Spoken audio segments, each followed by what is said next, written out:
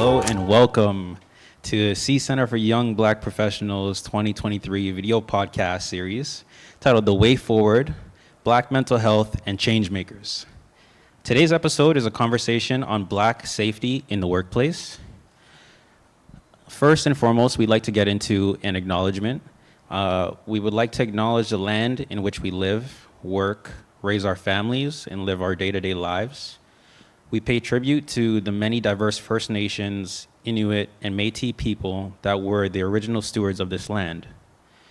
We also want to acknowledge those who came here involuntarily, forcibly displanted Africans brought here because of the transatlantic slave trade and slavery.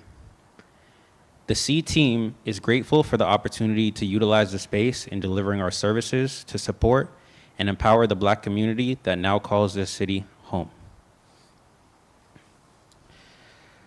We also want to give a very special shout out and appreciation to the City of Toronto for their support towards this meaningful project, as well as, the very splendid pleasure I have of having this conversation with some very impactful, influential Black leaders across the city here. And so with that being said, I'd love you all to introduce yourselves, who you are, what you do, and the scope of your work. Absolutely. Hello, everyone. My name is Jodie Glean. I'm the Executive Director of Equity, Diversity, and Inclusion at the University of Toronto. I'm a mother of two beautiful baby girls, and I see myself as a continuous learner in this field. I maintain a posture of learning and humility as we engage in the very important work of driving equitable and inclusive practices, policies, and programs within various organizations. And I'd just like to thank the organizers of this very special initiative for the invitation today. Wow, thank you. Hi, everyone. My name is Talin. My pronouns are ze/them/zer, or you can use they, them, or just my name. I am one of the core team of Friends of CAB, which is a grassroots peer support organization based in Toronto for Black youth of marginalized genders. So we provide a series of peer supports in terms of online programming, in-person programming. We try to provide different activities and opportunities for folks to access just sort of different things that we might not be able to access if we were working individually and not as a collective. So examples of things that we've done recently would be like Roots to Thrive, which was our summer programming to get folks more connected in terms of community and access to gardening and like food security. So we had conversations on like herbalism, on like working with the land. We got a few folks connected with some Black farmers in the city. And we got to kind of experience what it might be like to grow our own food and create relationships with plants, which I found was really enjoyable. And so I'm looking forward to working on that again. But yeah, in general, my work is focused on community organizing, supporting folks in improving access to various sectors, and involving Black spirituality and mental health work in my practices. So thank you for having me. Amazing. Thank you so much. Thank you so much for having us. My name is Kizito Musabimana. I'm the founder, executive director of the Rwandan Canadian Healing Centre. We are based in Toronto, and the scope of our work is around mental health, but also providing learning and resources for our community. We launched our organization in 2018 after recovering. I personally recovered from PTSD and trauma, where I did a walking from Toronto to Montreal in winter of 2016 to raise awareness on the issue of mental health and trauma in my community. And as of recent, the two major work that we're working on is affordable housing and the asylum seeker crisis on the streets of Toronto, working with the community, mainly Black organizations and leaders to find homes while we wait for the city and the federal government to do their part. Wow. You guys are all doing some fantastic work. And I don't say that lightly, honestly, with your own respects. And with that, I think you guys are honestly the perfect guest to have a part of this conversation, to really lend your expertise to what we're hoping to get into. So without further ado, my very first question today is what does safety or the absence of safety look like for the Black workforce? I can go first. When I think of safety in workplaces, like for myself as someone who has been a worker and is still, laboring for a paycheck, and as someone who I guess is technically someone's boss, so I feel as though safety or like the absence of safety, it comes from transparency and conversation. I feel as though a lot of the times where I've felt the absence of safety, it's been in workplaces that were also very sort of tight-lipped about their practices and procedures in terms of navigating conflict or disagreement. I feel very strongly that like workplace relationships are very similar to like friendships or romantic relationships, in the sense that conflict and communication can be worked through in similar ways, and therapy is for everyone.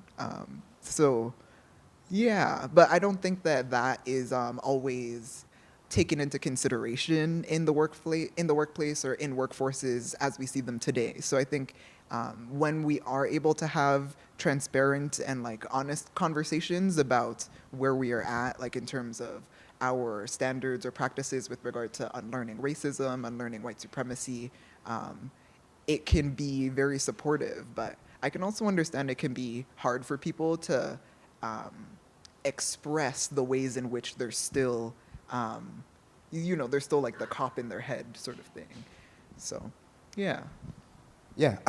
So I do believe, and partly is because of my experience, I have tried to function within the corporate world, and I just couldn't. Mm-hmm. And part of that is I just always wanted to have an environment that is suitable to how I like to do things.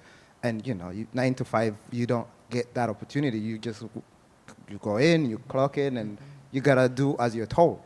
So that, to me, the absence of that kind, like once you are in that kind of environment where the priority is on the work you put in and not so much about you as a human being, I don't even think that you get the right product, the outcome, and the output. You don't get the right kind of product or produce. Saying that, and now looking back as me, the founder of an organization where I'm the one creating that environment, one of the things I like to do, and I do wholeheartedly believe in, is creating a space for people to be 100% who they want to be, what they want to do. So if I'm having a meeting with my staff, I'm asking, how should we approach this? As opposed to, you need to do this and this and this. So the idea of giving that freedom and also creating, so my background is film, and I've tried to do that try to create that space for my staff where I want everybody to be the leader of their own particular, task. So if you are like a coordinator, don't ask me how to do this. You tell me how you're doing it. So I think once you're missing that, you're missing the essence of what the people you're asking to work with you put into the work. So you're basically saying, I want you to do this work like a robot, which takes you back to the 9 to 5. And I don't think many people, and I think this is where you see a lot of professionals who are intelligent, smart, but they're still depressed because they're not enjoying the work. They're not being truly themselves at their workplace. So you miss that. You miss the essence of who the people are, which therefore means you're not getting the maximum out of what you could get from your team, from your organization. So I will be a bit critical of this word safety, possibly throughout our interview. In the anti-racism EDI landscape, this notion of safe spaces is a condition or an entity that does not exist. And that it is maybe a condition or an environment that we are constantly striving to create. So many folks may interchange safe spaces for brave spaces, and no matter which way, which wording you may tend to use, it's really focused on creating the conditions that allow people to be, right? And so the absence of the conditions that foster that sense of safety is typically the conditions where you feel silenced, where there is minimal trust within the members of the organization or with members of the organization and leadership, and where there is minimal to no transparency. And so when we are able to tackle those conditions and fill in the gaps as to where they may be present, and it could be anything from boardroom meetings to a bit more of collegial time with your coworkers, right? And so all organizations, regardless of who's at the helm, regardless of the nature, whether they're grassroots collective organizations or your more corporate structures, constantly have to be intentional in creating the conditions that allow for people to access this notion of safety. And the reason why we critique this notion of safety, because it just takes one comment of which you have no control of it being said, but it just takes one comment that can disrupt my notion of what it means to be safe in this space. And the last piece I would add too is recognizing that no one person is one singular identity. We also have to be mindful of the dynamism of the Black identity, right? So it may not be a comment that's targeting race, but it may be focused on one's ability.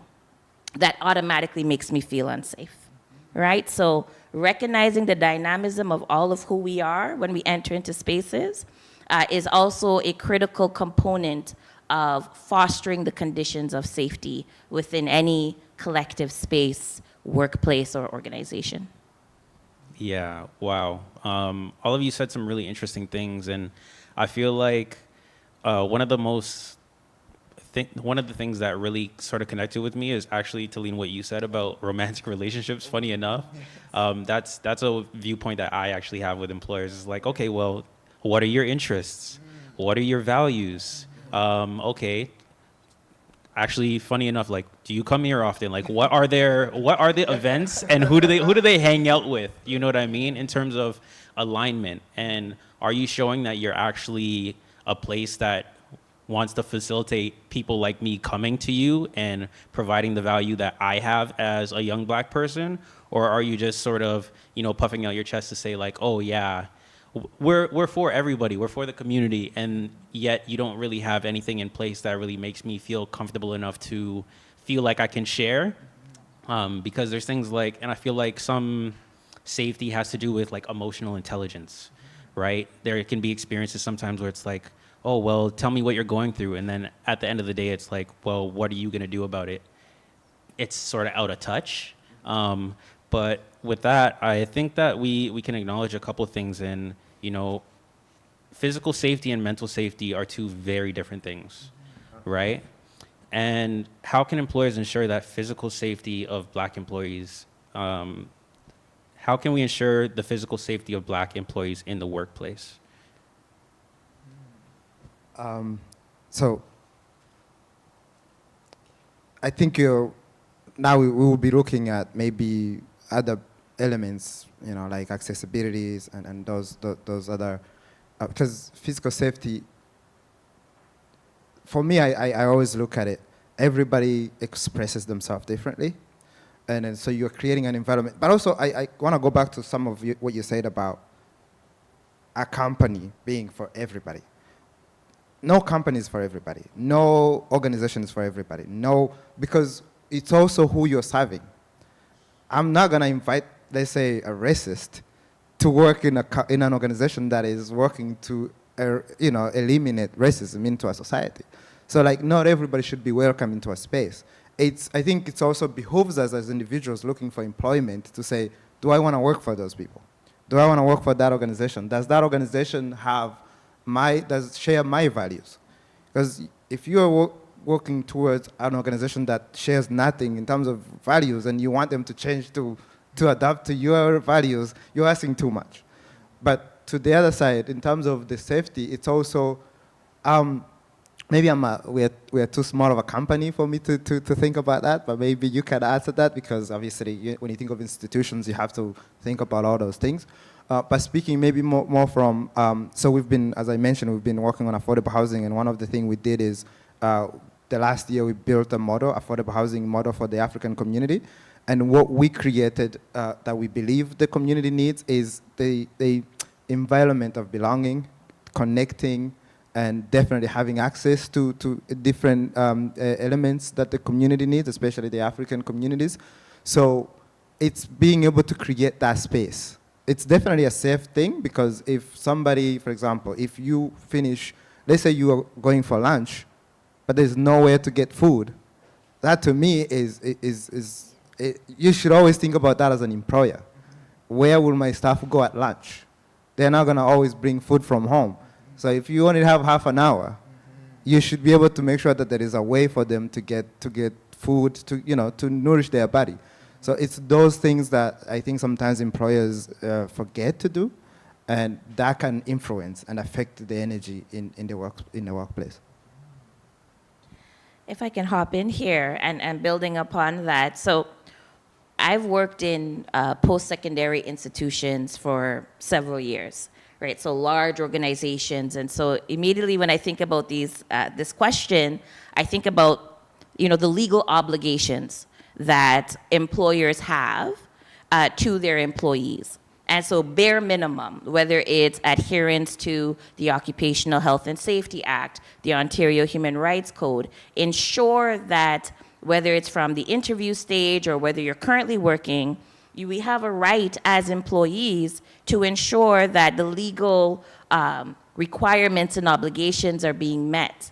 Because you will be, it is still a reality for so many folks in the workplace who are still working within such precarious work conditions, just even from a physical safety point of view. My partner, who's a black cis male, works in the trades, works in construction. And over the years, he has changed jobs. And even though in the same field, and yet one employer provided him with all of the legally mandated safety trainings, safety trainings, education, programming, certifications that they have to provide. And it was at that point when he realized, I've been working at another company for close over a decade, and I've never taken any of this once. And you're talking about working at heights, working in really physically unsafe conditions at times, right? So just even from that bare bone minimum is where I think about this notion of many times, depending on our context, we may think we've moved beyond just ensuring that our physical black lives and our black family members are safe in their workspaces. And the reality is that it's not always the case. And then to end there, I want to also recognize that when we talk about sort of the violence of what racism looks like in the workplace, many times when we talk about the impacts of racism, we look at it from an emotional, psychological sort of impacts, but there's also physical, right? Racism, that violence lives in your body physically, and it shows up as heart conditions. It shows up as Diabetes. Chronic stress, anxiety, depression, right? It shows up physically. For myself, I know that when I was under undue stress, it would show up as strep throat, and it would take me out, right? So also wanting to recognize there's that sort of physical, bodily experience with our work environment and being safe, but then there's also the ways within which what we may find to be the intangibles also shows up and lives in our bodies in ways that harms and kills us as well. Okay, wow. Thank you. I'm like, what? Do I even have to say anything? But I think I can add a few points from what both of y'all shared with regard to what you shared about the legal expectations or obligations of the employer, and what you would share as well. I think it reminds me a little bit of I have so many hobbies, but it reminds me of my experience playing D&D of rules as written versus rules as intended. And I feel as though in a lot of these conversations about legal obligations, there's it's more so like checking off a box, like to follow the rule as it's written, rather than to, like in the example of breaks, to ensure that the employee gets enough time to feel rested and refreshed and ready to go back to work. Like that would be the rule as intended. But what happens is more that, you get your 30 minutes and then maybe it's like, 30 minutes to get to the nearest like Tim Hortons or something, and technically the box is checked, but do you feel refreshed afterwards? Did you have time to sit down and eat your food? Like those sorts of pieces are all just like up to the individual person to kind of figure it out or find another job, basically. So I thought that was an interesting thing to mention. And then with regard to what you were sharing about safety and belonging, that made me think about Maslow's hierarchy of needs, which I'll credit to the Blackfoot Nation because he stole and bastardized that concept from them. But I think about the ways in which we can encourage not only physical safety, but involving what you shared before of actively involving our employees in their own work process, like making them the leaders of their field, for lack of a better term, and the ways in which that can create a strong and sustainable workforce rather than a series of people who work for you. Yeah, I'm totally hearing everything that all of you are saying, because it really resonates, right? Like, how are you supposed to be a part of an organization or a company and then feel like you can trust them, like you were saying, right? What makes you feel like, okay, I'm gonna do this work and they have my best interest at heart? They don't want to see me hurt. They want to see me show up the next day. They're not just making sure that they're, what do they say, CYA, right? You want to make sure that you're covered too. So all these things play a factor in how we even get to show up for the most part, because that's a relationship that has to be built, right? And that being said, I think it's really interesting because we want to talk about what measures can be implemented to address the psychological safety of Black employees in predominantly non-diverse workplaces. And furthermore, what does the follow-through of those implementations look like? That's a big question. Okay. So,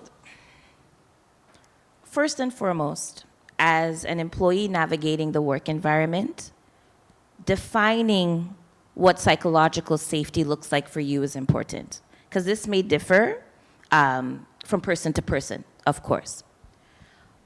When you have defined that, so whether it's around, we had mentioned the word trust, typically there's different molds that help to facilitate this notion of trust, like communication, transparency, having a relationship with, whether it's your supervisor or manager, where you can feel like you can share without reprisal, or you feel like you can share without being admonished or feeling some type of backlash for a critique that you may bring in or some feedback that you may be providing, right? So there's different aspects of our work environment within which we may define, well, this is what I need to be safe, right? And so as an employer, if you're human resources, listening to this interview, engaging with your staff is going to be really important to learn what their needs are.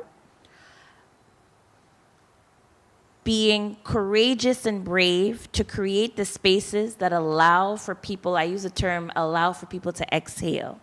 Because you hear many terms like code switching, right? That takes place in the environment. And I define code switching as those moments when you have to operate and perform at a very particular, in a very particular stream, at a very particular level. So I call it like you're talking up here. And I remember I was in a meeting and there was with some external community folks and some internal community folks, and I'm up here. And then when I was just with the external racialized Muslim individual that I was speaking to, when all the room had cleared, virtual room cleared, and it was just them and I was able to do this. Sit back and continue having that conversation. Right, so the ability to foster the conditions that allows me to work from this grounded place within my gut also creates this notion of psychological safety for me, where I feel like I can be, right? So for HR and for our, leadership, organizational leaders, it's about thinking through what are the mechanisms, the programs, the initiatives, the projects that allow for that grounding to take place. There are some structural pieces that we always want to ensure within our workplaces. If an act or complaint of discrimination, harassment, any of the isms arises, do we have some of our structures in place where we know folks know where to go, that it's clearly communicated? Many times managers will say, I have an open door policy. Well, okay, so when I enter into those open doors, are you willing to hear? Are you willing to receive the information that's being told to you in ways where I can return back to my work and not feel like I've now jeopardized my employment, right? So there's different ways to foster that type of comfort and that type of trust in our organizations that employers and HR should be mindful of. Yeah, I love that. And that just makes me think about all of those themes, like communication. Are you communicating with people in the right way, in the way that they will receive it? Are you making resources available to them that they know of? Because I know this is something that's sort of top of mind. It's like, okay, if I know touching a certain button is going to do me harm, if I report that, are you going to be like, why'd you point out the button? It was there the whole time and everybody didn't say anything. So it's like, when you know better, what's sort of the line that you tote between doing the right thing and doing what you really should be like? So I go back to the environment where matters, right? Right now, like, see, this is incredible space. I'm here and I'm like, just being in the space alone, I feel good. But now I'm also putting myself in the positions of a newcomer, an immigrant, like myself, who is looking for a job and is working in a warehouse. This discussion is like, they're probably looking at us and be like, what's wrong with these people? You guys are privileged. You know what I mean? Because for them, it's all about, like, that environment doesn't exist. I worked in warehouse for many years. I've worked in manufacturing for many years. You walk in, you do your job, you go home. You go home depressed as hell, but you can't complain because that's not the environment for it. So what's the goal of a company that you work for? Most of these companies, they're just looking to increase revenue. It's capitalism at its best.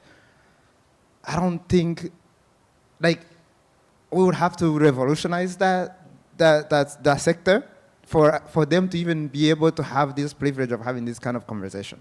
Like, how can you create an environment for them, for all these groups that just, they don't want to speak up because for them the money means more than what we are looking at, which is where everybody should be concerned about your mental health, your health overall. So yeah, it's a tough one, but in the perfect space, in the perfect environment, you definitely want to create a space for people. Like, I call it the retreat room. Like, you are showing us around.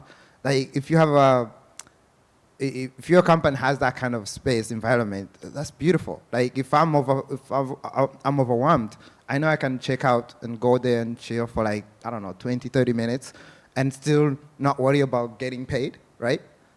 And by the way, when you do that, through research, it's shown that the more you allow people to take their time off, the more productive they are. So, but you can't do that in a warehouse because they don't even care about your productivity. They just need you to be on the line, make sure nothing falls. So, like, how do you create space for that kind of environment when really the goal is to make money?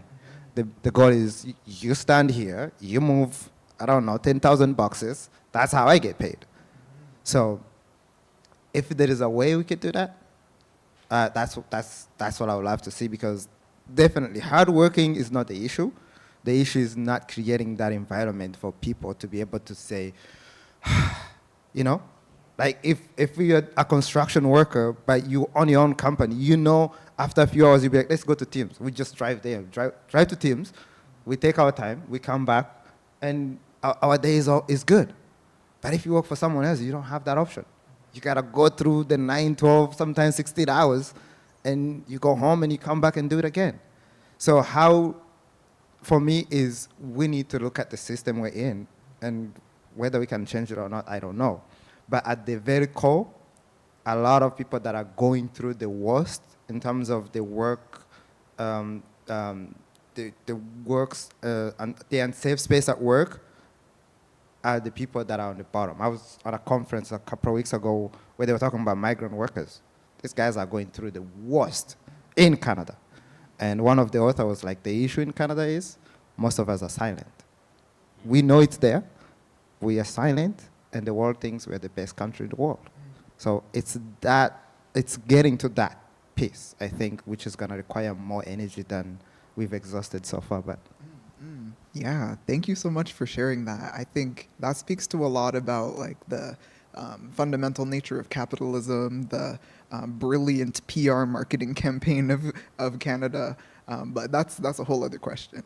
I think with regard to psychological safety, like even in that question of how can we support the most marginalized among us of feeling enabled or emboldened to address the fundamental unsafe nature of their working conditions. I feel like that in and of itself is kind of the wrong person to direct that question to. I feel as though like it's very much, as you've shared, the company or the organization that prioritizes revenue or profit margins over the well-being of their employees. So I feel it's kind of a question of for the CEO or the founder or the leadership team to engage in some self-reflection about what their intentions are for the organization. And it's kind of like, I don't know, I feel kind of sad saying that, because in a lot of these ways, many of these organizations already know and don't care, and so that conversation or that necessary change might never happen unless they are abolished. But I feel as though for the organizations that maybe are open to prioritizing the well-being of their workers, it is a question of how can I ensure that my workers are the most happy, healthy, and fulfilled that they can be, so that when they come to work, they can actually sustainably provide the labor expectations that I'm looking for, to put it in those sorts of capitalist terms. And then with regard to psychological safety, like as you were talking about the open door policy, like, and alluding to they call it an open door policy, but do they have open minds when the door is opened, sort of thing? It becomes sort of a question of how are you receiving that input when it comes to you, and further, how are you proactively searching for the gaps in safety in your workplace so that your employees don't have to get hurt by it and then come to you for you to even recognize that there is a problem. So it's kind of a question of like, are these leaders able to, for one, recognize the issues in themselves and their organizations, and then for two, willing to do the work to combat them without having someone tell them that it's an issue first? Yeah. I'm just really appreciating the interconnectivity of the responses here, because it's making me think about how we define systemic barriers, systemic oppression, or racism, where you have to look at the individual, the institutional, and the structural or societal forms in terms of how these barriers manifest itself. And so I'm holding out hope, a lot of hope, in the generations, in our generation and the generations to come, because it takes, it takes that one interview candidate to ask the questions of their employers. How are you providing? What conditions are in place around wellness and mental health? Sometimes it just takes those questions. And yet it also takes community leaders and activists and organizers to also advocate from a legislative, a political perspective, because we know that for many employers, they're not going to change the ways of doing unless they are mandated, legally mandated to do so. So I think that there is a way to look at the different venues or the different openings within which we need to tackle this issue around the lack of psychological safety that's present in our workforce. Yeah, I would agree with you, and I'm appreciating the same thing. Like, I feel like a lot of what I'm saying is echoing what all of you are, but that's a good thing. Something that really resonates is, feedback, right? Who are you hearing from, and what's happening with that information? Because speaking as prior, I've been in many different jobs. I have over like 10 different jobs in my life. As young as I am, trust me, I've been in, you name it, construction, warehouse, personal support worker, you really. And honestly, the feedback where it goes is important, but also what's being done with that, because when I think about it, it's okay, we're talking about prevention, we're talking about being proactive, we're talking about reducing harm, we're talking about empowering people to make sure that things are going right. And more often than not, the people who are in these organizations and companies want to do well and actually do care to see the impact that they have, regardless of whatever industry or job that might be. The construction worker wants to see the building get built in a safe amount of time and have the project on time, right? The personal support worker wants to see the person that they're working with happy and all their needs fulfilled. So it's like these people our mindsets are in the right place. It's just, where's the disconnect between where that feedback is being received and how it's being received, and yet again communicating that in a way where, okay, it's as important to them as it is important to us. Like, how do we get that message across? I love, if you look at France, for example, or you could kind of do a survey and figure out which are the happiest nations on the planet. You don't find Canada or the US anywhere near when it comes to workplace.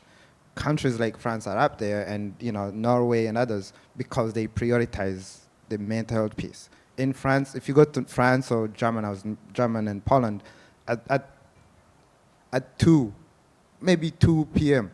or so, everybody's out there drinking. Like, nobody is working after 1 or 2 p.m. In my country, the same thing. I went to Rwanda for the first time in 20 years in 2016. And I was like, I was staying in a hotel, and every time I'm like, everybody's out there. It's like after 12 p.m. I'm like, why is everybody here? Shouldn't they be working? But what happens is these societies do not, like in the afternoon, if you want to do anything in the afternoon, it's not getting done. They work hard in the morning, but in the afternoon, they take time to just like release that stress. Canada, US, the opposite. We just work. Most newcomers I know have 3 jobs. There is no space for mental health in this society. So we need to, I definitely agree in terms of advocacy. I know everything is about working here, that we've not looked at the rest of what is, like, do we even ask ourselves as a society, like, what is the meaning of life? Because when you see Easterners, you could tell that they think about that. We are not. We're just thinking about, the bottom line is the money. Gotta pay bills. I gotta pay bills. And that's it. So that environment, to me, if we really are going to get to that sweet spot in terms of, creating a space for, like, a safe place for workers, we need to think about that big element, that big elephant. And part of it is, I think, tech companies have begun to change that discussion, that conversation. Like, if you go look at Google, they have the best. When you ask them, they are the happiest because they create that space. It's like they have spaces where employees just go and chill and go back to work because they run their businesses. It's like you're a staff, but you run your own business because you have your own project and then you return it when it's done. We don't have that kind of capacity overall for employees, and that's what I would love to see is, even if you're like an admin or whatever, you're your own boss. Just come to me when you have a question. I'll come to you if I have a question. But overall, everybody should be trusted to deliver.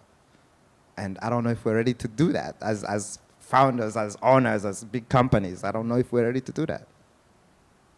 Valid. So we've talked about the physical and psychological safety in the workplace. To a lot of non-Black folks, these concerns could seem relatively new, as well as to ourselves, as this behavior was normalized for so long. I wonder what are some safety concerns that aren't being talked about yet, or are flying under the radar?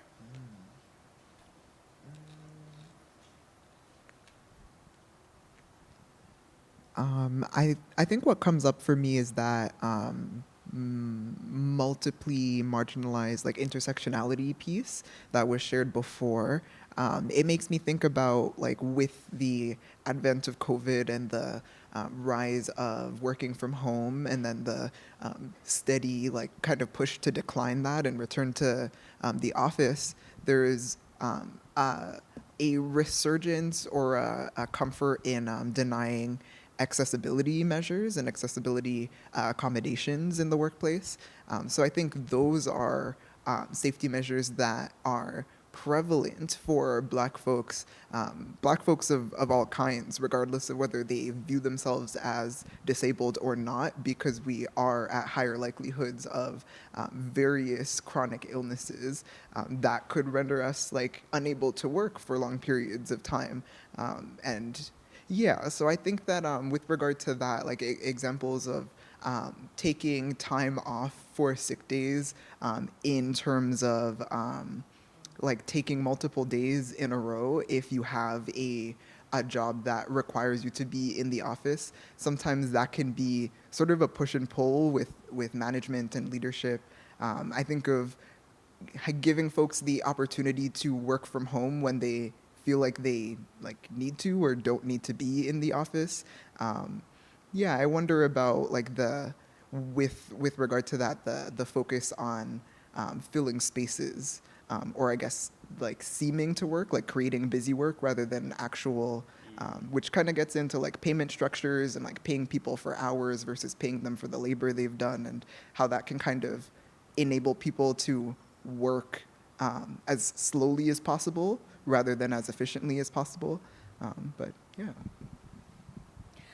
I couldn't agree more. I do believe that many of the, we'll call it, conditions of safety or concerns around safety that coming to mind right now have been concerns that have existed pre-pandemic to today, right? I think that the way within which we've approached addressing anti-Black racism in some of our organizations has run the risk of further marginalizing specific identities and bodies that are within the Black community if an intersectional lens has not been applied to those efforts and to those strategies. I would also compound that. So I would also compound that by thinking about the ways within which resistance is showing up more and more within the last maybe 3 to 5 years, the ways within which resistance to equity work, EDI conversations, resistance to centering identities, lives, and livelihoods in how we operate our organizations, in our HR recruitment practices and policies, also then runs the risk of further marginalizing those communities, groups of folks who would be most devastatingly impacted in that manner. I would say, though, I think for me, the biggest concern that is resonating with me is the ongoing sort of lack of attunement to the impact of when this notion of safety isn't being met, and its impact on the lives of employees within organizations. I think that, over the past many years, COVID aside, we've lost many community leaders who actively work, who are active activists in the field due to so many health related illnesses. And yet when you talk to the family, you talk to their colleagues, they will tell you racism killed them, right? They will tell you that they were fighting these oppressions till their passing. Right? And so I'm thinking about a number of varying sort of mentors of mine who have lost, whether family members or mentors who have lost in the fight to this field. And so sometimes when we talk about safety and discrimination and identity, that disconnect between the actual lives of people and their health tends to arise for me, as though we're talking about apples and oranges, and we don't always connect to, but what is this physically doing to your heart? What is this physically doing to your mind? And how is this impacting you every single day when you come to work, right? So I think the absence of that focus on impact is a growing concern for me as well when I notice folks in the field. Yeah, I was literally gonna allude right this way. I was like, that really connects with, well, to me, like sort of that Eastern philosophy, right? Like what you do really has an impact on how you show up, and really connecting those dots. But And what I want to say on this is, there is a piece that's definitely missing, which is development, and also understanding that just because I hire you doesn't mean, like, I want you to grow, I want you to evolve, I want you to go do bigger and better things. Are we ready as a society to do that? The way you say, okay, I'm bringing you in. It's basically companies should serve as mentors. That's what I believe. Is you're coming in, maybe you're gonna grow and you're gonna take the leadership here, or you're gonna grow and create your own eventually, because that's why, like, to me, I believe that's what we're here to do. We're here to grow, to learn. So the piece that I think we have missed is the piece around creating a sense of belonging, a sense of nurturing, where people come, learn, serve, but also grow. And to me, if you look at a lot of people that go through like mental health challenges, including me, one of the biggest piece is the fact that a lot of us do not have a purpose when we're going through that crisis. And we don't have people that can guide us to identify, oh, that's why I'm here. This is what I'm supposed to do. So I think all employment places, not just for black people, but specifically for black people, because we've gone through colonization, slavery, we have a loss of identity, inferiority complex, all of those things. We should have somebody in a workplace, wherever we are, that can guide us through. Like how it was when we went to high school, you have a counselor that goes through, oh, this is the university you're gonna go to, but this time, in a workplace, you should have somebody that maybe you meet every week and you say, oh, so you're here, where are you trying to go? Where do you really wanna end up at the end of your life? What do you wanna do? And then do we build that here in this company, in this organization, or do we help you get there outside of this organization? I think if we can have that piece, create a sense of belonging, maybe we solve all these other challenges that I'm talking about. Because to me, working with somebody who has a purpose and somebody who is still searching, there's a difference. And when you're on the same page, whether they know or they don't, it's much easier than when we don't even talk about that piece, because that piece is important. That's my purpose determines how I show up. If my goal is to really fight to create a more safe space for my people, for everybody, for a whole society, I'm gonna show up differently than somebody whose goal is to make money. Like I don't wanna quote the person, but Stephen A. Smith, shows up to make money for his boss. Like me and him won't show up the same way, because he's showing up to make money for the company. I'm showing up to make the world better. Our actions would definitely move in different, yeah. that's a very interesting topic right there. maybe cut this out. With that being said, we're gonna take a short break for our commercial, and then we're gonna come right back. Thank you.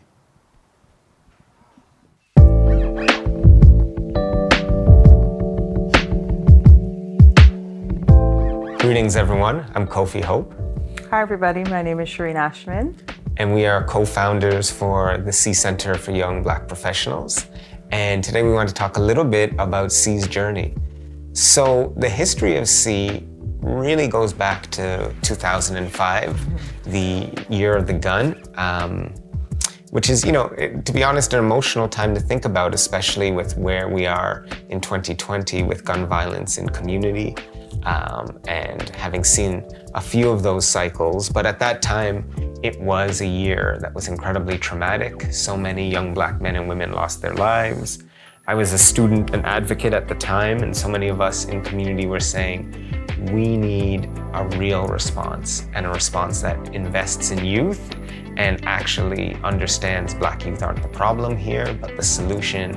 And with the right supports, we can actually turn the tide around these issues. And from that was birthed, the Youth Challenge Fund and a series of responses, but YCF specifically one about supporting new initiatives that could be led by Black youth, focused around meeting the needs of young Black men and women who are facing barriers. And so when I came back to Canada, I was overseas. I was approached around a project, what they called a legacy project of the Youth Challenge Fund, and asked if I could start assembling a team and getting folks together to build an organization that could have an impact around these issues. And so CEE really started in 2012 in the Jane Finch community. We spent a year doing research, trying to figure out, what was the right place for us to be to create economic opportunities and move youth forward in a way that was actually authentic to what young people were looking at in their lives. And for me, as a survivor of gun violence, connecting with Kofi around this issue is of huge importance to me. I wanted to do work in this area, not specifically around how do I kind of heal communities from gun violence, but how do I help Black youth to discover and uncover their talents so that they don't have to see that type of avenue as the only way, and how do I help them to kind of rediscover their talent. And that's one side of it, but also demonstrate to the larger public that Black youth is a talent pool that is untapped.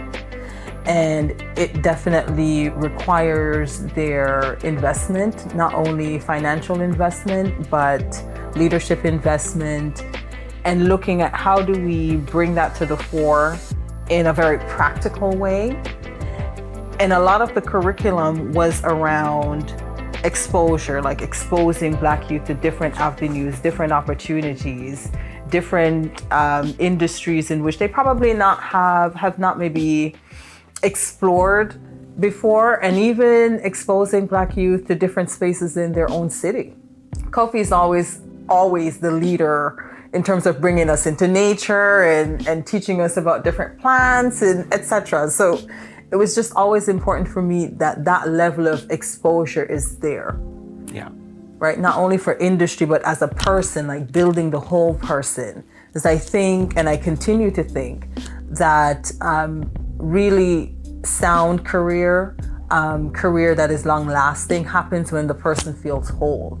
Right? And when they know what their different strengths are, and when they have a system of support of folks, whether that's inside of their communities or outside of their communities, but just a system of social capital that they can go to say, hey, I have this problem, or I need to figure out how the system navigate this thing. And to this day, I still get calls from some of my members that I worked with in 2012, 2013, around okay, this thing is happening at work, Shireen, what do you think I should do? We are the CEE Centre for Young Black Professionals. Committed to cultivating a talent pool of young Black professionals that positively impact the Canadian labor market.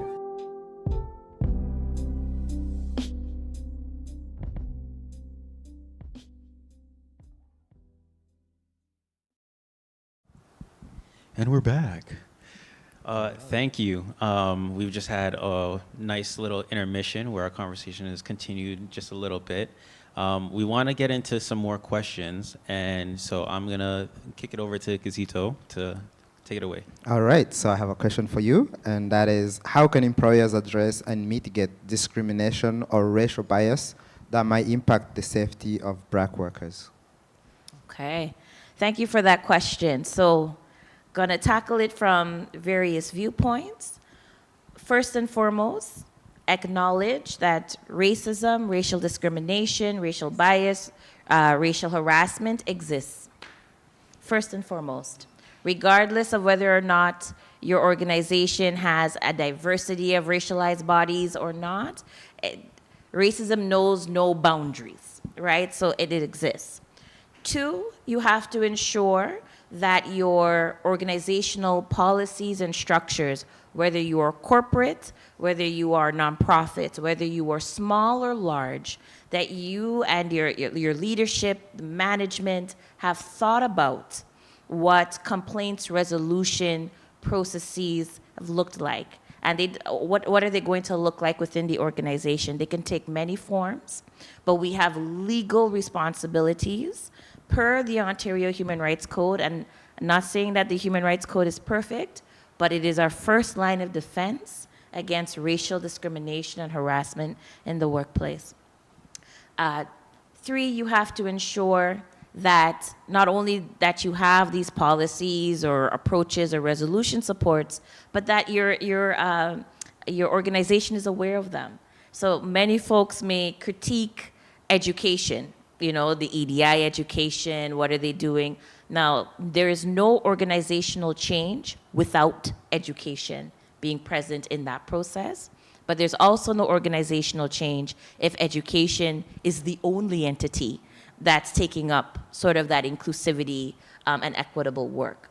So ensuring that whether it's your people managers, whether it's just leadership, and the fulsome organization is aware of the expectations, that they're invested in the values of your organization. And we are hopeful that your values are espousing inclusivity, dignity, accessibility, inclusivity throughout its many mechanisms.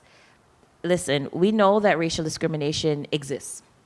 It happens. And even having all of these structures in place doesn't prevent it from happening. But what it does is that it provides the people in the organization with the responsibility to address them with the tools to do so. And if you don't know how, seek supports. Seek supports from external community organizations, consultants, and or lawyers to help support the navigation of these occurrences, of addressing these occurrences when they arise. I want to add, so we're in the process as we speak of, campaigning, advocating for the migrants. And as a result of that, we've brought on a coalition that involves, white groups, white faith groups. And sometimes we get the feedback that is like, my goodness. Like, I'll give you an example. We do believe that the crisis on the streets of Toronto is a result of racism. Because we know that the government has acted differently with the Ukrainian refugees, with the Syrian refugees, with other, so Syrian, Afghanistan. And so when it came to Africans, they chose to put them on the street. So we were making that point in our meetings. We have ongoing meetings, and a few people were like, no, it's not everything is racism, or this is not racism. And we were like, no. So we definitely make sure we clarified it to them in the meeting, but also going back and talking to them away from the meeting to explain to them why we feel the way we do. It's evident, but sometimes people from the general white society, they get offended as soon as you rebel something racism. And this is not even to her, it was to the city, to the government. But the offense was like, why are you defending them? So it's taking that time also to educate the people that you're with within the organization, because a lot of them mean well, but that self-defense is really like, yeah. So I definitely agree with you. I don't know if you wanted to add to that. Yeah, I feel a lot of what I'd have to say is just echoing what y'all have shared already. With regard to racial discrimination and bias, there's so much like feelings in it. Like, it can be very triggering for a lot of people, because even to bring up the topic of racism can make them feel like they're being accused of being a racist, which is like something they're just not willing to even sit with or address. And I've seen some of the ways that different like scholars and thinkers will express that to exist in a racist society means that everyone is racist. And I think that can kind of get to the point of like recognizing that it's like not your fault in a way, like to remove the personal blame and like guilt out of it, so that we can actually address the problems at hand. But again, that really speaks to like introspection and really navigating why for themselves, why it's so hard for them to even acknowledge that there might be things that they're doing that are harmful to other people. But that's work that kind of needs to happen individually and collectively within workplaces, and they really need to not shy away from those conversations, because it's in the lack of transparency where the harm festers. So that's a whole thing, and I really appreciate what you shared about the piece on education being the first step, but it cannot be the only step. Because I've seen so many organizations go to the point of like, we need to figure out what it is we're doing wrong, and asking those community groups and seeking support from their employers, their employees and whatnot. But once they receive the answers, they just kind of hold them and change nothing about their processes and move on with their lives as if, well, I've done the work, as if that's all that needed to be done. But I'm not sure how to, I don't know, I feel like, again, it's very much like that relationship analogy. Like, you can't just apologize and keep doing the same thing. Like, you have to, at some point, take action. And, then it becomes, if someone is apologizing or an organization is apologizing, but continuing to enact the same behaviors, at what point do we view that as, like, collective abuse, And at what point do external organizations or community leaders or groups of people need to organize and step in to ensure that this harm does not continue to happen? So I just want to build upon some points here, because your sharings are making me think of two key things that I think is important to state. So one is that anti-Black racism particularly is not exclusive to non-diverse or white organizations. Right. So one of the things that I also think we need to center in this conversation for potential job applicants and or current employees is that understanding how anti-Black racism shows up in so many varying communities. Because sometimes in some organizations, your leaders are racialized.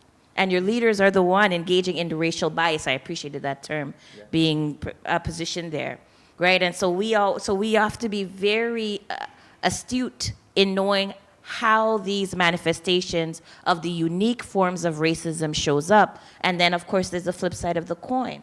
As there's anti-Black racism, there's anti-Asian, anti-South Asian, Latinx racism, right? Islamophobia, how all these different forms, xenophobia, how these different forms of racism shows up. So in Black-led organizations, how are we ensuring that our organizations are also committed to those values of inclusivity, that we are ensuring that we are also not perpetuating particular stereotypes or biases of the communities within which we don't belong? And the second piece I want to highlight on another frame here is that, especially because we're talking about the work environment, discrimination and harassment are very legal terms. They have legal definitions. And the Ontario Human Rights Commission itself says in its racism policy that not all forms of racism can be dealt with through the human rights processes. Okay, now. Right? And so this is where the advocacy piece on legislation and that sort of political movement is so important, to ensure that the very systems that are in place to protect racialized lives, to protect Black lives, are inclusive of the realities of our experiences in these spaces, right? So knowing that racism is this broad, some people may call it an ideology, it takes in the attitudinal, it takes in so many different manifestations. Not all of its forms can be taken up in a discrimination complaints process. And so we are dealing with some really sort of thin ice sort of fine line walking around what we're able to raise in a complaint and what we're not in the work environment, which then leads back to the importance of education. Because just because, our complaints process may not take it up, does not mean that it's not impacting your employees. And so I always tell any manager that will listen to me, it begins with just caring. I have to care about you. I have to care about your life and your livelihood Yeah. for me to change. Yeah. Right? Most racist people will tell you they tend to change or see the people that they know as black people different than the actual other blacks. So you are different than them, but that's because they know you. Yes. But they don't see the rest of the black race as, oh, like no, those are bad people, but you're good.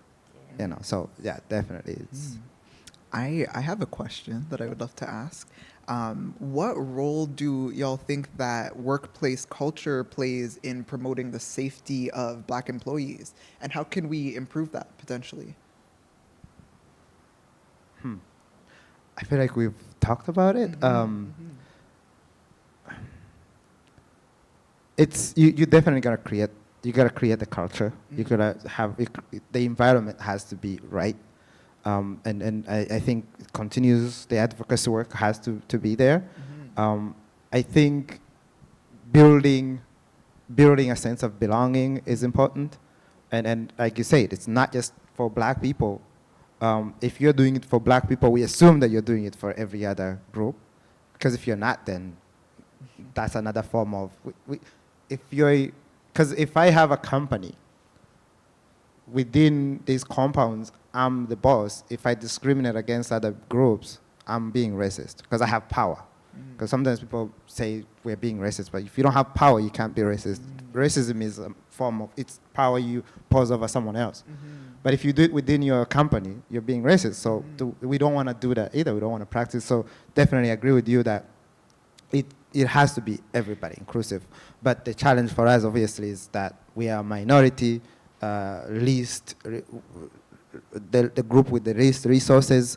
Most of us don't own one of my goals as an individual is I want to see a skyscraper built in the middle of Toronto by a black person. So it's having that environment that caters to everyone and making sure that it is with a purpose. It's there for a reason, and you actually utilize it. Excuse my call.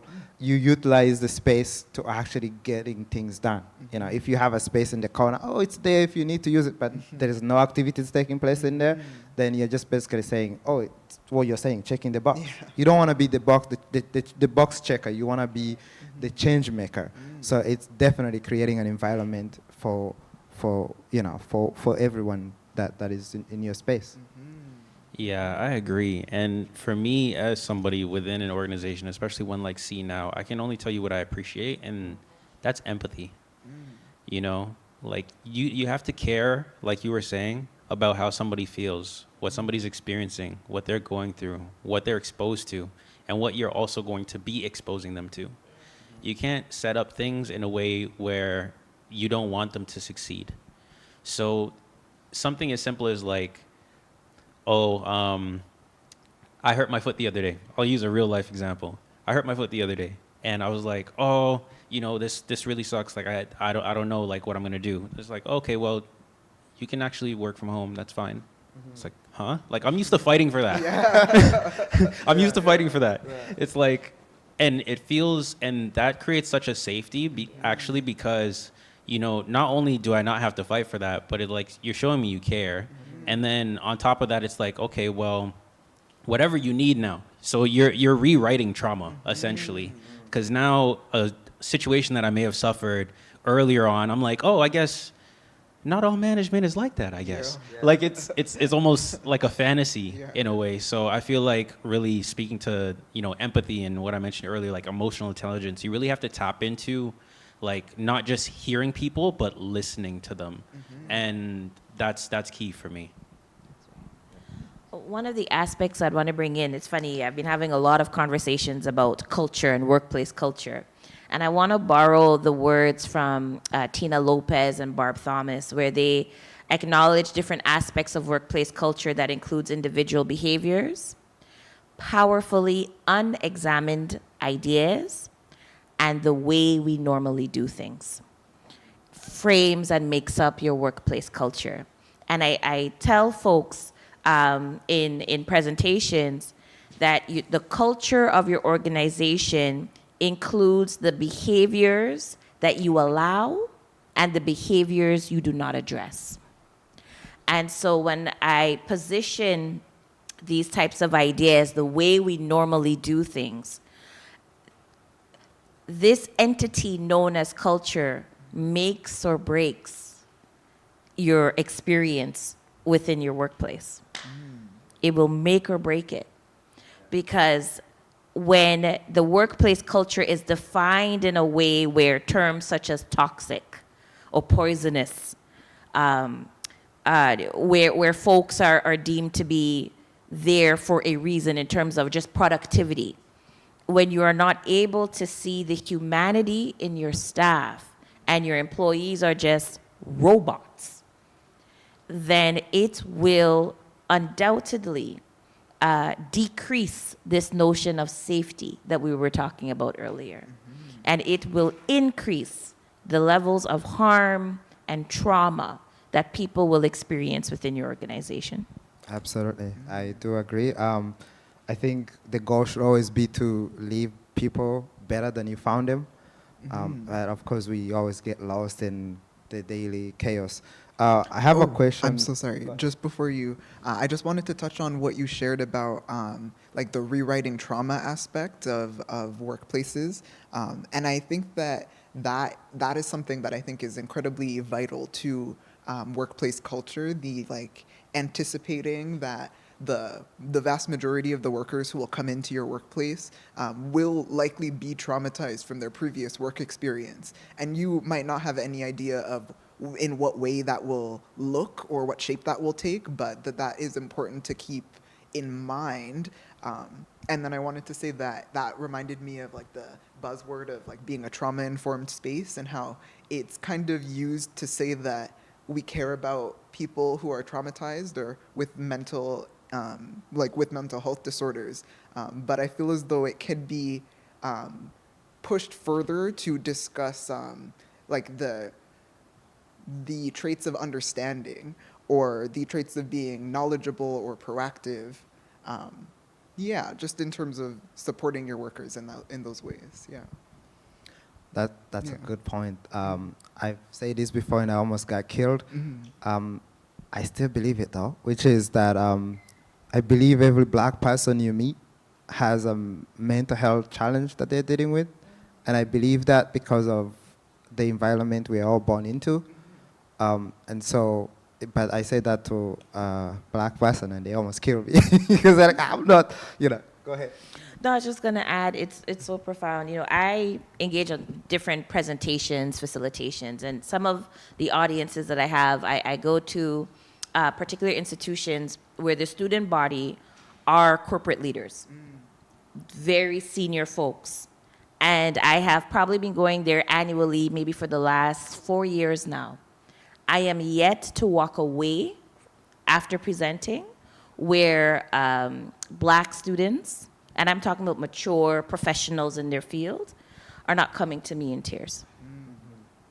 Because they're components of just, acknowledging the realities of racism in the work environment connects back to an experience 12, 13, 26, 32 years ago that has been living in their bodies, where they will come to me in tears and just say thank you, and then share what the experience was. So it truly is a matter of acknowledging that these bodies are entering into your spaces, having experienced harm. Yeah. Right, and I'm speechless. but with that being said, let's take a quick break, okay? And then we're gonna come back, ask a couple more questions, and wrap up. Good stuff. Thank you.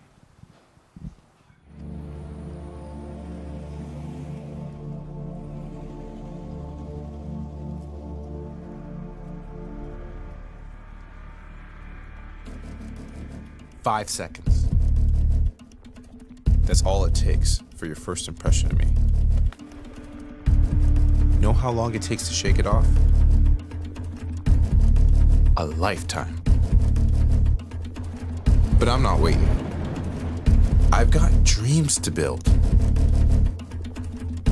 Places to be. Bias will not slow me down. Injustice won't define me. Nor a narrative written in a time before me.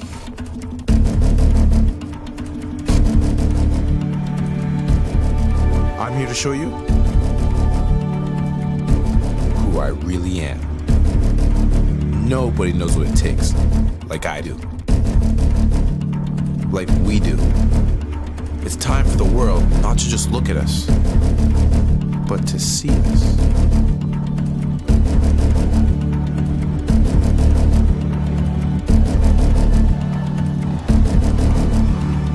It's time for the world to know that no matter what, Black youth can. Welcome back. Thank you for joining us. We just had a brief intermission again. We're going to ask a couple more questions about a couple HR policies and lead into some more and before we wrap up this discussion. But without further ado, I'd love to hand it off to Talin. Yes. So the question I'd like to ask y'all both, what, if any, are there any HR practices that you have experienced or are interested in exploring that would enhance the safety of Black folks in the workplace?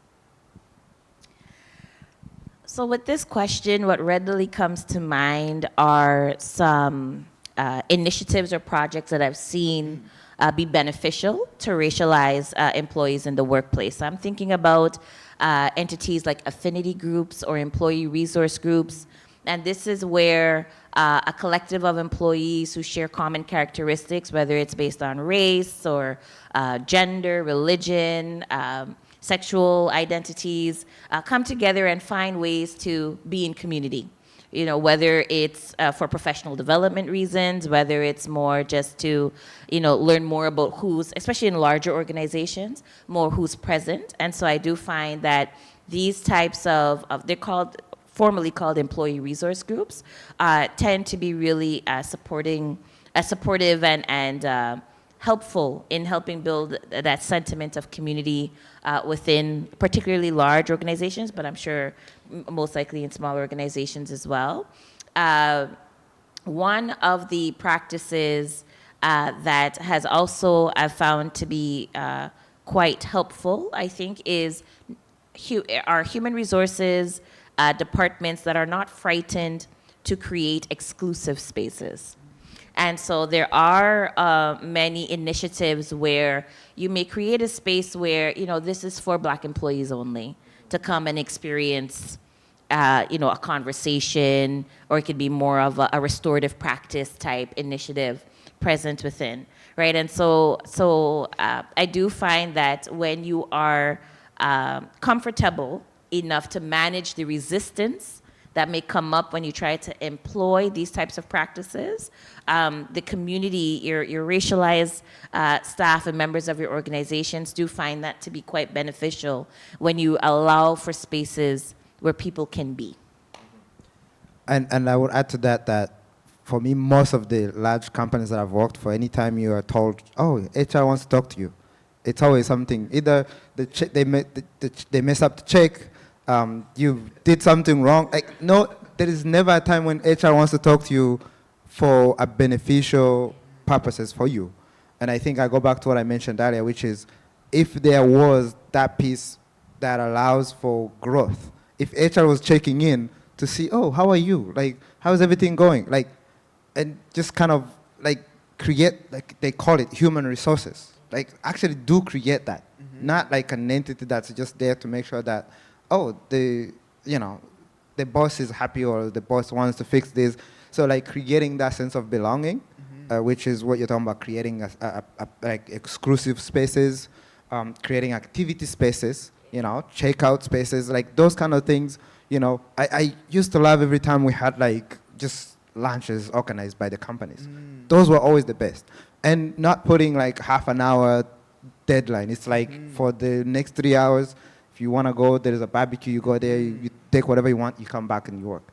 Creating that sense of belonging, to me, I think will allow for those voices, black voices, to be heard. I think it's when you open that space up that we can actually address discrimination issues, safety issues, in a way that we're not worried about, oh, maybe I'll be the next person to get fired or to not be promoted. That's a piece, that's an issue, especially with companies that have unions. Companies that have unions are the worst when it comes to safety and discrimination to black people, because we're always the ones who are not in the union, and in order to get into the union, you gotta be quiet. You don't even want anybody to know your name, because if they know your name, it's because you're making some noise that's most likely not positive. So the quieter you are, the more you show up on time, the more you do everything you're told, the more you advance. If you go anywhere beyond that, you're guaranteed to never advance. It's the same thing in construction companies. Most black folks are kept on the bottom because they see things they're not comfortable with, and they probably want to speak out, and you're told no. And if you could speak all you want, but you're also going to remain on the bottom. So I think creating that space, that sense of belonging, definitely. I want to add to what y'all have been saying about HR practices that could be potentially supportive, in that, well, I was thinking about like what you shared about employee resource groups and that exclusive spaces and not being afraid to create those. I think that is a wonderful idea. But I'd also like to add that this work should not be purely volunteer based of our employees. I feel as though like sometimes it can be like the employee resource group is created, but you have to do it outside your work hours and you're not going to get paid for that labor. So it just becomes another way of extracting labor from your employees to make the company look good and not to actually really support your employees. And then I wanted to echo what you were saying about like those exclusive spaces not being one size fits all. And what that made me think of was how, like in clothing, like when it is one size fits all, like it'll fit a small percentage of people really well, but it'll fit most people poorly. And technically it fits, but like, are we looking for the bare minimum, or are we looking for like the maximum benefit that we could offer? So something to keep in mind there. Anything you want to add? Please. I'm letting that marinate. All right. So I have a question on data collection, which is what data collection or reporting mechanism can be put into place to monitor and improve black safety in the workplace? And does HR have resolution processes in place for black safety? Those are fantastic questions. Now, data collection. So this is the part of the conversation where I tend to get a little bit frustrated. And let me tell you why. So are there data collection tools out there that organizations can employ? Absolutely. And many of them do, for the most part, particularly around sort of the demographic data. So many folks may be familiar with the Employment Equity Act or the Employment Equity Program, which is this federal program. And it's a program that is encouraging employers to know who's in your organization, right? And so many of these programs will administer a data collection tool, like a demographic survey, where you are asking specific identity-based questions. You know, do you identify as, right? And it's usually around race, gender identity. Do you identify as being an indigenous person? Do you identify as having a disability? Some expand beyond those questions to include gender and sexual identities, to include religion, age, many different questions, right? So yes, that data is important. There's other data collection tools, depending on the organization, where not only are they just sort of getting a baseline as to who's here, but also where in the organization, right? So there's some data collection tools that are helping folks know sort of the identities of who's in leadership versus who may be mid-level management versus who may be custodial staff, right? So there's different demographic identity data collection tools. It could also include pay, right, in terms of who is in which bracket of salary or pay bands within your organization. Sorry, and I should also add that in addition, there's also data collection tools to learn more about the experiences, right? So there may be your employee engagement survey, the Count Me In survey, where you're asking, how are you experiencing the work environment? Have you experienced discrimination, harassment? So you're getting a little bit more sort of ideally qualitative type information where you're hearing people's stories a bit more. And these types of data collection tools can happen in organizations specifically, or there's even larger research projects out there that is where we're getting a better snapshot nationwide, Canada-wide, right, around what the racialized experience or Black experience may be in specific sectors. My frustration, though, particularly when it boils down to the organizational level, is that we collect this data, then what? So what? How is this data being used? And so many organizations embark on this data collection tool. It is then pointed to as, yes, we're doing the work, look, we're collecting this data, and yet there is an absence of willingness to do anything with it, or there's an absence of resources to analyze the data, figure out what is this data telling us, and then putting the appropriate pieces or strategies in place. And I would say for, not all, I can't speak for all organizations, of course, but for many, the act of collecting the data becomes the act of inclusivity versus the using of the data. That's where I'm seeing quite a bit of gaps. There's some good work being done out there. I've seen presentations where, HR leaders are going into the spaces and saying, there's a gap here. Look at these retentions for the past 5 years. Why have there been so few racialized employee movements? Now that's using the data, right? But for many, we receive it, we see what the numbers are telling us, and then when it's time to act upon it, there's many reasons why nothing can be done. I feel like I'm living that right now. Definitely going through providing the data, and then on the other side, having sometimes the teams change on you. So now I know we're not talking about the big elephant in the room, especially for those of us in Toronto, which is the city of Toronto. Which is, as to us, they function as an employer because they tend to fund us. And you want to get them to respond to not just the application, but also the data, and getting back to you and say, oh, we are going to collect this moving forward. And the same thing on the federal government level, where you do a lot of work with like one ministry, for example, and you've gone through the processes, and then as soon as they're about to act, there's a shuffle. And then you got to start the work again. So I definitely agree with you that collecting the data on, or having the data but not really doing something about it is an issue. Like one I think I'm dealing with right now.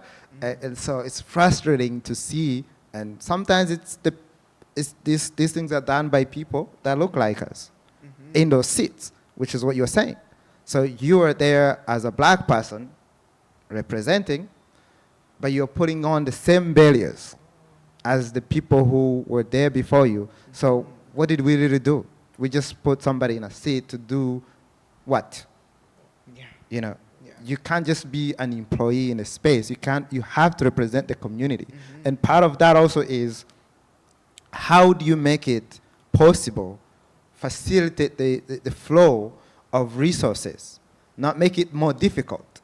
So absolutely agree that sometimes you do all the work only to end up where you started, and that's really frustrating.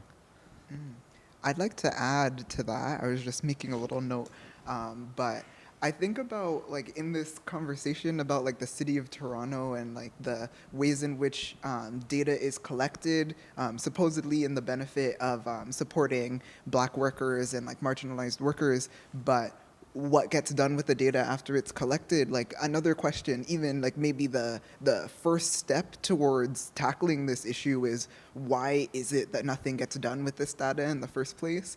I have very tangential connections to the city of Toronto, and I have no idea what their full scope of work is, but I I can definitely see the ways in which like bureaucracy and the way how this institution was created inhibits how it can grow and develop.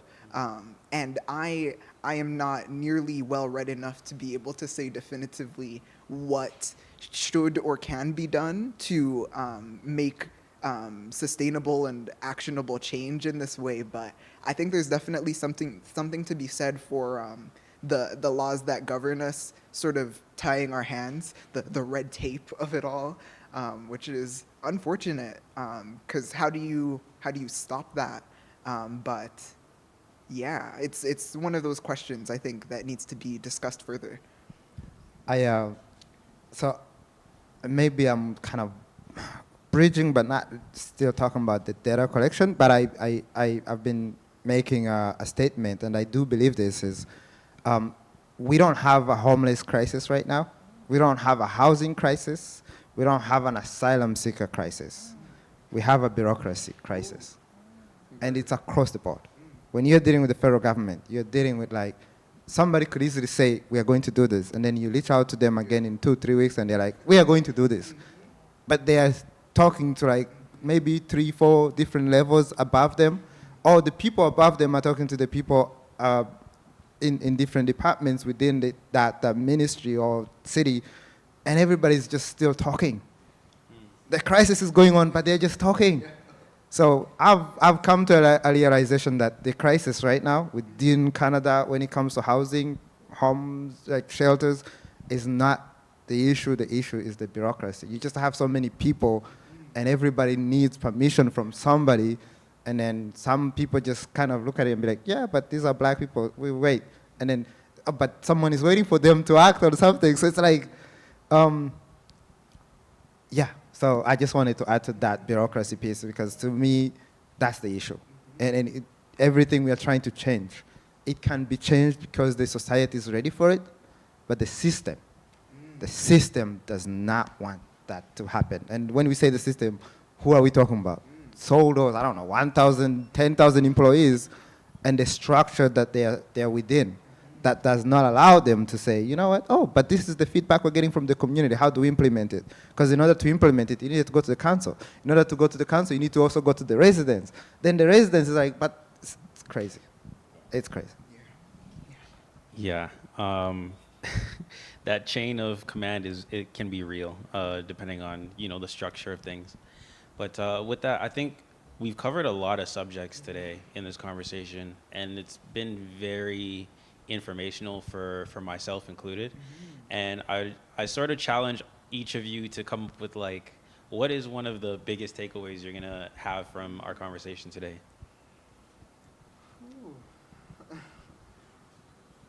Oh, okay. No, I have it. It's what you said about your view of workplaces as a mentorship space. That like really blew my mind. I never thought about it that way, but I want to really take that back to like my own workplaces, like to Friends of Cab and like to all of the other spaces that I might have the grace of being a part of. Because I think that's so revolutionary. Like to be, instead of like, the workers are the means to support the workplace supports the workers. Like, wow, yes, of course.